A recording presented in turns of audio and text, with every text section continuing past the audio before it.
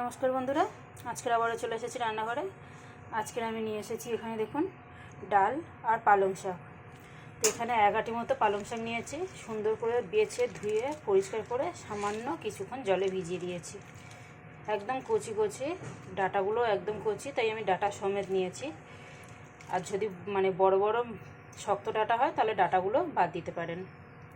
তো এগুলো এখন আমি কাটিনি, এগুলো শুধু বেছে পরিষ্কার করে জলে ভিজিয়ে রেখেছি কিছুক্ষণ। আর এখানে নিয়েছি 1 কাপ মতো মসুর ডাল, 1 কাপ মতো মসুর ডাল নিয়েছি। এটাকে আমি ধুয়ে প্রেসার কুকারে একটু সেদ্ধ করে নেব। আর এখানে ফোড়নের জন্য নিয়েছি কাঁচা লঙ্কা, রসুন কুচি 1 চামচ মতো, বেশ 8-10টা মতো রসুন কুচি নিয়েছি। আর এখানে নিয়েছি একটা ছোটো সাইজের টমেটো। এখানে আমি পেঁয়াজটা দিচ্ছি না, আপনারা চাইলে পেঁয়াজটা দিতে পারেন। তো চলুন সবার আগে ডালটাকে ধুয়ে প্রেসার কুকারে দিয়ে একটু সেদ্ধ করে নিয়ে আসি। ডাল আমি সেদ্ধ করে নিয়েছি, এখন চলে যাচ্ছে সোজা কড়াইতে। প্রেসার কুকারটা এখনও খোলেনি, পরে দেখাচ্ছি। এখানে দিয়ে দিলাম সর্ষের তেল। এখন আমি শাকটাকে ভেজে নেব, একবারে ফোড়ন দেব।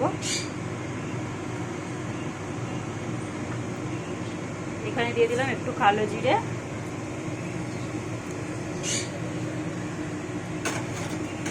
আর দিয়ে দিচ্ছি রসুন ফোড়ন। রসুন আর কাঁচা লঙ্কাটাকে ফোড়নে দিয়ে দিলাম।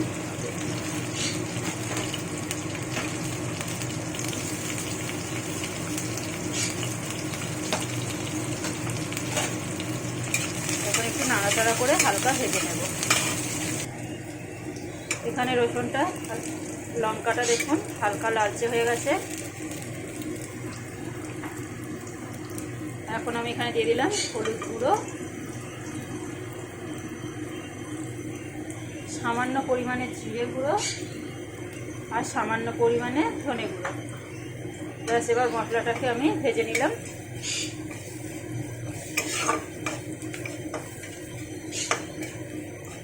এখন আমি এখানে দিয়ে দেবো, দেখুন শাকটাকে একদম কুচি কুচি করে কেটেছি। জল থেকে তুলে ভালো করে জল ঝরিয়ে সুন্দর করে কুচি কুচি যতটা ছোটো করে কাটা যায় কেটে, সাথে ডালের সাথে মিশে যায়, খুব একটা বোঝা না যায়। পালং শাক একদমই কমে যাবে আর ডালের সাথে মিশে হয়ে যাবে। এটা কিন্তু খুবই পুষ্টিকর আর সুস্বাদু ভালো খাবার, সবাই খেতে পারবে, ছোট বড় সবাইকে খাওয়াবার জন্য এই ধরনের রান্না। চলুন শাকটাকে এবার সুন্দর করে একটু ভেজে নিই। দেখুন শাকটা পুরো ভেজে নিয়েছি, কত সুন্দর করে শাকটা ভাজা হয়ে গেছে, একদম কমে একটুখানি হয়ে গেছে। এখানে এবারে আমি দিয়ে দেবো টমেটো। আমি কিন্তু এখনও নুন চিনি কিছু দিইনি, ডালটা দেওয়ার পরে কতটা কি নুন লাগবে সেই বুঝে আমি দেব। এখানে বেশ সুন্দর করে একটু নাড়াচাড়া করে দিয়েছি। এবারে আমি এখানে ঢেলে দেবো ডালটা। এই যে দেখুন ডালটা বেশ কত সুন্দর সেদ্ধ হয়েছে একদম। এবারে আমি এখানে ডালটা দিয়ে দেবো।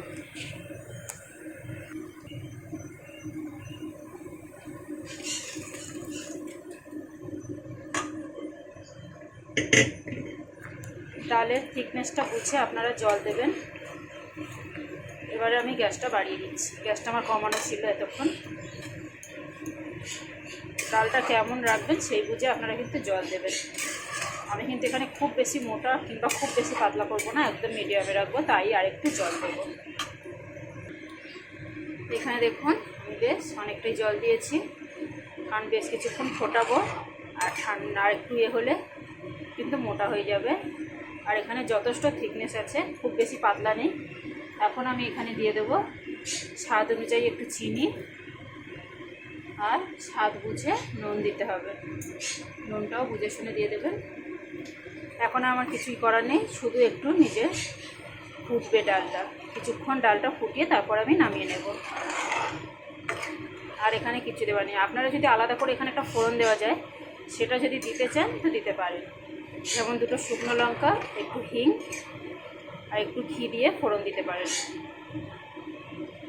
আমি এখানে ডালটা একবারে কষে করে নিয়েছি, তাই এখানে আর কোনো ফোড়ন দেব না। এবারে ফুটিয়ে নামিয়ে নেব। তো দেখুন বন্ধুরা ডালটা কত সুন্দর টকবক করে ফুটছে। আমি কিন্তু পুরো 3-4 মিনিট ধরে ফুটিয়ে নিয়েছি এইভাবে গ্যাসটা বাড়িয়ে রেখে। তো আমার রেসিপিটা এখানেই শেষ। আজকের রেসিপিটা কেমন লাগলো অবশ্যই একটা লাইক কমেন্ট শেয়ার করে জানাবেন। আমার ভিডিওটা দেখার জন্য আপনাদের ধন্যবাদ। আমার চ্যানেলটাকে সাবস্ক্রাইব